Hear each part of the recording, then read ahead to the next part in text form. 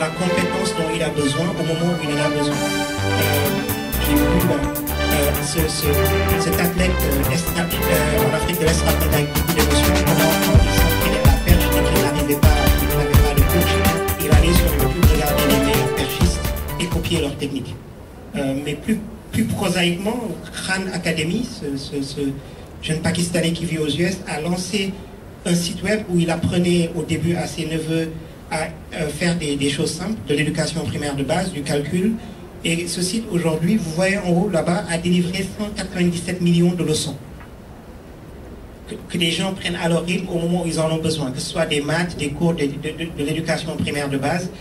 Et je pense que nous pouvons tous rêver de ce que ça ferait à nos économies, à nos pays, de mettre ce genre de choses à disposition.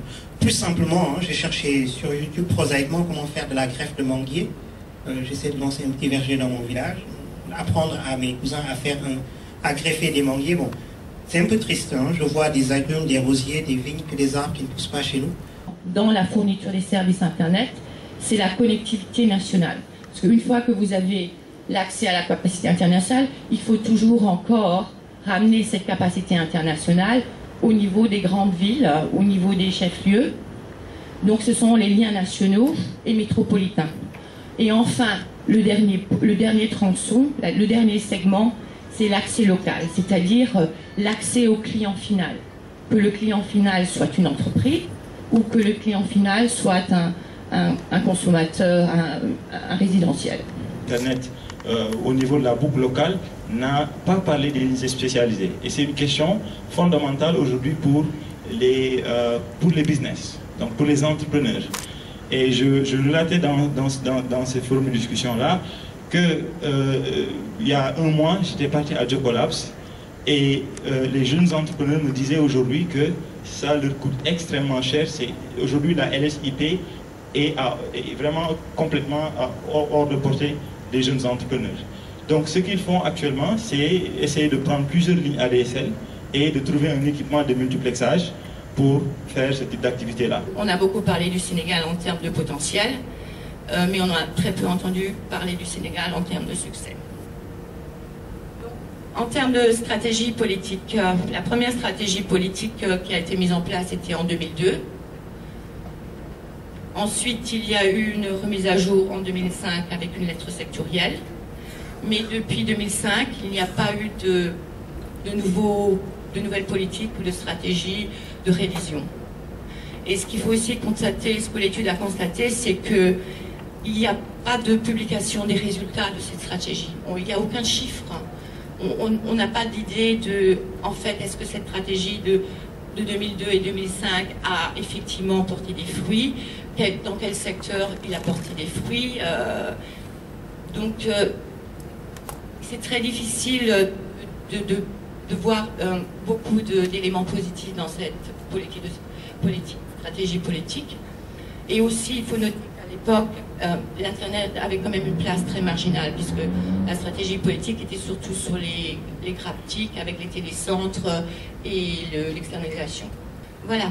Un autre sujet qui a été débattu pendant des années au Sénégal aussi, c'est le dégroupage de la boucle locale. Donc, qui donnerait un accès local à d'autres sociétés souhaitant fournir des services Internet.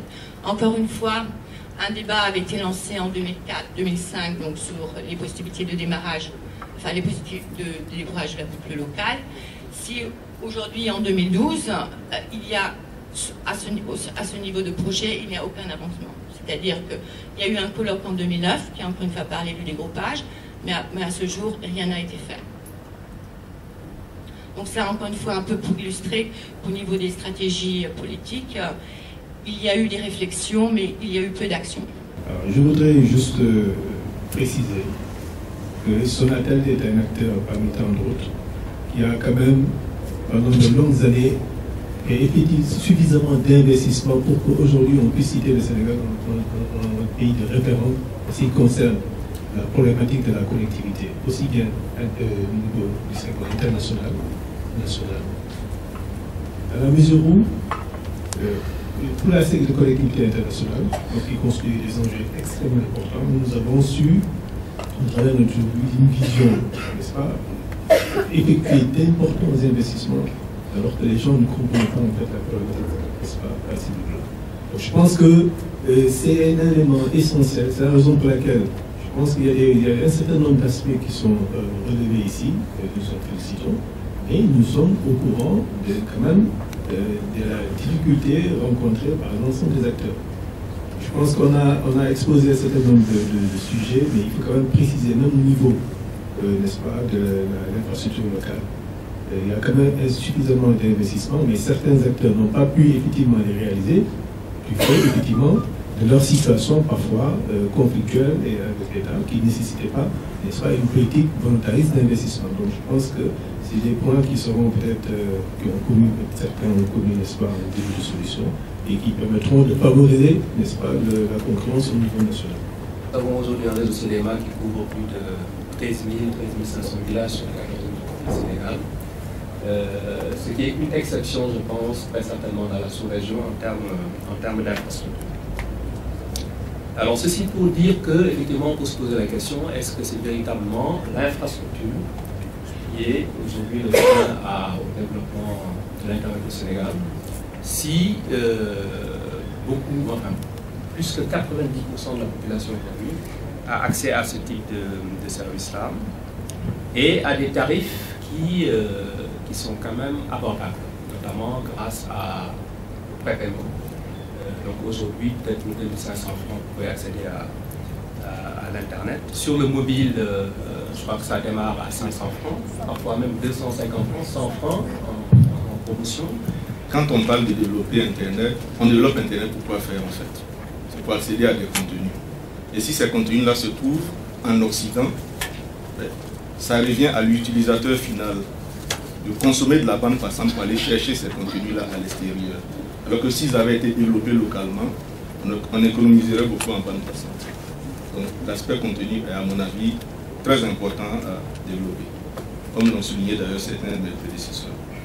Et deuxième aspect sur lequel j'aimerais insister, ce sont les points d'échange Internet.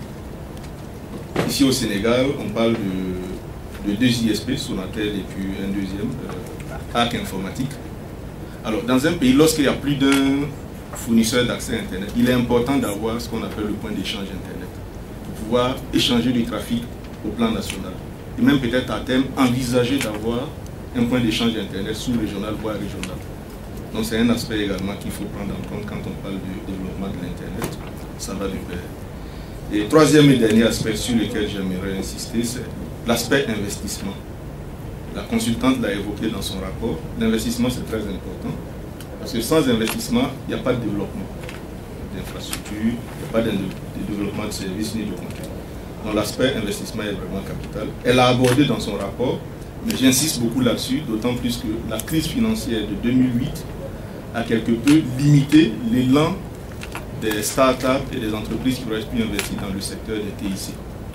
Je voulais tout d'abord commencer par féliciter Google et sa consultante pour la qualité de l'étude qui nous donne vraiment des informations pertinentes sur l'Internet haut débit au Sénégal. Et on peut regretter aussi effectivement peut-être la mauvaise participation de l'ADI. On a eu quelques échanges mais qu'on n'a pas pu approfondir, qui fait qu'effectivement il y a beaucoup d'éléments de notre infrastructure qui n'apparaissent pas dans l'étude, mais nous allons y remédier pour la prochaine fois. Je voudrais tout d'abord répondre à une recommandation qui est dans le document, qui demande est-ce que le Sénégal a une stratégie nationale de haut débit? Et là je vous réponds clairement oui, que la stratégie est vraiment en train d'être finalisée. Je vous renvoie déjà au programme présidentiel du candidat Macky Sall, qui est dans les 20 points prioritaires de son programme Yono-Yokote, effectivement, insiste sur la démocratisation et la généralisation de l'accès Internet à haut débit. Donc les études sont en cours, ce n'est pas encore mature pour en parler ici. Je voudrais dire clairement quand même que l'option claire, c'est vraiment de libéraliser, c'est-à-dire qu'il y ait une démocratie dans toute chose. Ce qui est clair, c'est qu'une position dominante dans un secteur donné d'une entreprise ou d'une structure n'est pas de nature à favoriser l'éclosion de ce secteur. Je pense que ça, c'est un aspect sur lequel tout le monde est d'accord. Il faudrait vraiment qu'on démocratise et l'État, en tant que service public, doit aider à ce que ceux qui peuvent fassent, ce qu'ils peuvent faire, donc à faire, Et c'est les conditions saines de transparence et de concurrence qui feront que finalement le citoyen va gagner en qualité. Je pense que l'intérêt de ce rapport-là, c'est de nous inscrire dans une démarche prospective. Je pense que c'est ça le but, en tout cas, du jeu, c'est de nous poser la question quel segment de l'Internet, quel niveau de développement de l'Internet nous voulons pour le pays. Et en faisant ce travail-là, Google fait un diagnostic. Et ce diagnostic-là doit nous permettre quand même de pouvoir nous projeter sur le futur. Et ce diagnostic-là appelle de ma part un certain nombre de commentaires. Parce que je trouve qu'il y a quand même quelques limites. Et il faut que nous soyons d'accord sur ce diagnostic-là pour pouvoir nous projeter sur les prochaines années. En ce qui concerne le secteur de l'enseignement supérieur, nous sommes conscients qu'on ne peut pas développer l'éducation et l'enseignement supérieur sans l'accès au débit. C'est vrai que beaucoup d'initiatives ont été faites, beaucoup d'efforts ont été faits sur la boucle locale, mais en ce qui concerne l'infrastructure nationale et les offres de services sur l'interconnexion nationale et sur l'international, je pense qu'il y a beaucoup de facteurs qui sont bloquants. Je ne peux pas suivre les responsabilités, mais je pense qu'on doit revoir la stratégie nationale, on doit revoir le cadre réglementaire, parce que nous voulons le haut débit, nous voulons des offres qui soient diversifiées, que les opérateurs arrêtent de nous dire on vous offre le service Internet. Nous pouvons avoir le service Internet, mais qui soit diversifié. Le constat que nous avons tous fait, moi je l'ai fait aussi, c'est que si vous allez en banlieue par exemple, vous verrez là-bas des réseaux privés, des réseaux de connexion Internet privés. Par exemple, une personne qui dispose d'une ligne 512 ou dire 1 mégaoctet et qui crée des lignes à des personnes qui sont demandeurs et qui les commercialisent. Ça, c'est un fait que nous constatons. Alors, le message que je voudrais livrer s'adresse au régulateur qui est l'ARTP. Plutôt que de fermer l'œil sur ces pratiques illégales, pourquoi ne pas créer, n'est-ce pas, des sortes de licences d'exploitation spécifiques qui permettraient à un opérateur ou un entrepreneur qui souhaiterait devenir FAI de pouvoir cibler une zone, picking ou parcelle, de pouvoir installer ces infrastructures et de leur donner une connexion Internet Wi-Fi